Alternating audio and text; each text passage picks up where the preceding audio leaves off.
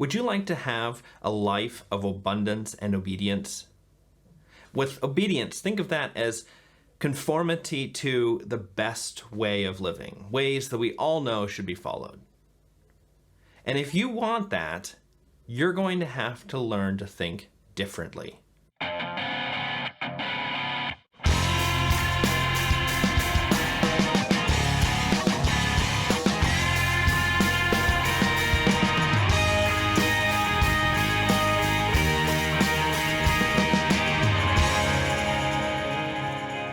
Hey everybody, welcome to the Sanctus Forum. I am Michael Stewart Robb, better known as Mike. This is an episode of the Conspiracy Commentaries. We're talking about Dallas Willard's The Divine Conspiracy, just one section at a time. Our section today is only 2 pages.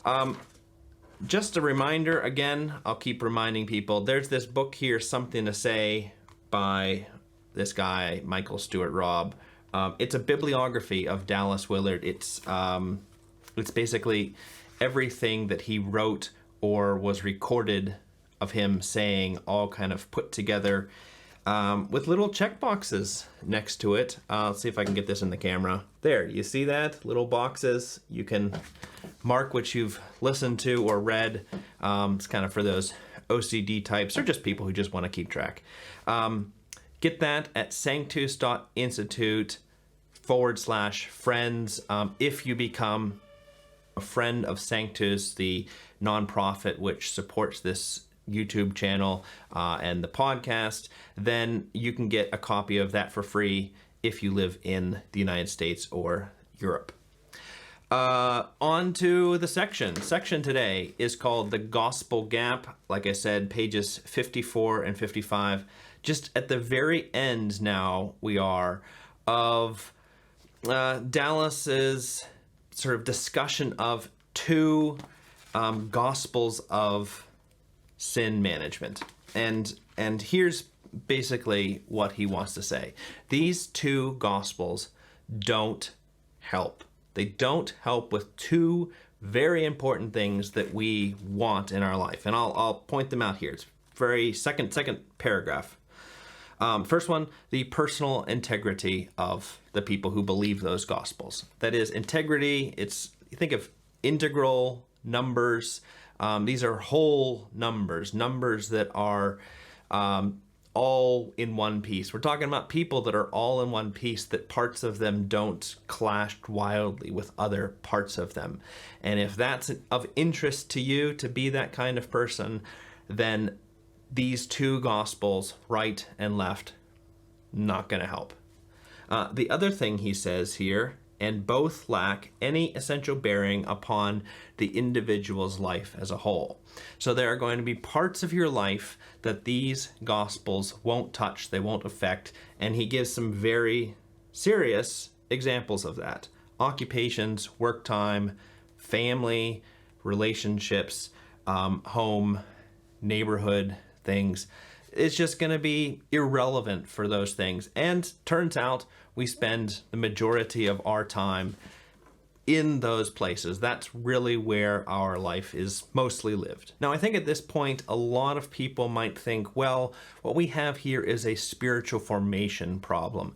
In other words, we have these great theological truths, both on the right or on the left, things that we know to be the core of Christianity, and what we need to do now is we need to find a way to apply them to our lives, and for that, now it's current to use the word spiritual formation, and we're going to sort of find ways to sort of make those great gospel truths sink down into our lives. But Dallas's point in this section is that this is not a spiritual formation problem.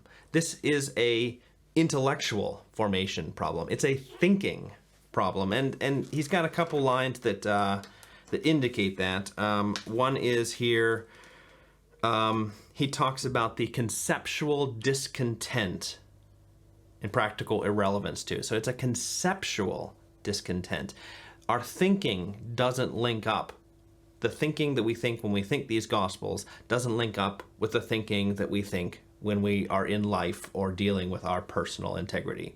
And again, here, 3rd paragraph, the irrelevance to life stems from the very content of those gospels. This is the intellectual content, what the theories, the ideas of these gospels actually are about. It's just irrelevant to life and to our personal integrity. And he gives this story of this woman here who was ordained by a congregation, and she just wasn't honest about her sexual orientation, and therefore sort of lived a kind of double life. And this is a place where Dallas is saying that her gospel didn't help her with her personal integrity, or with something that was actually very important to her, that is what she was doing in her occupation. And gospel here, it's very important to see, is not something that she believes down in her heart, or something that's about her feelings, or something that God thinks about her, or something like that. It's a way of thinking. It's the way that she is used to interpret her life in connection with Jesus and God and all of that.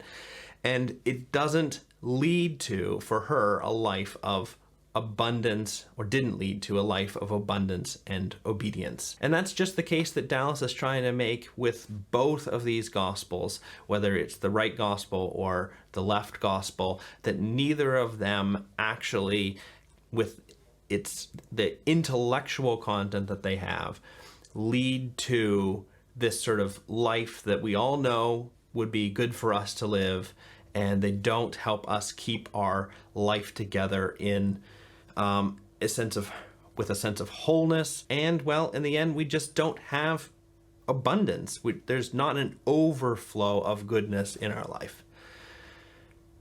Yeah, well, thanks for watching here. We are going to end here this, I guess, march through the two gospels with the next episode, or next whichever way I should be pointing, and we're going to be talking about what positively could kind of come in the place of that. And stay tuned for that. I guess stay tuned. We'll see you next time. Goodbye now.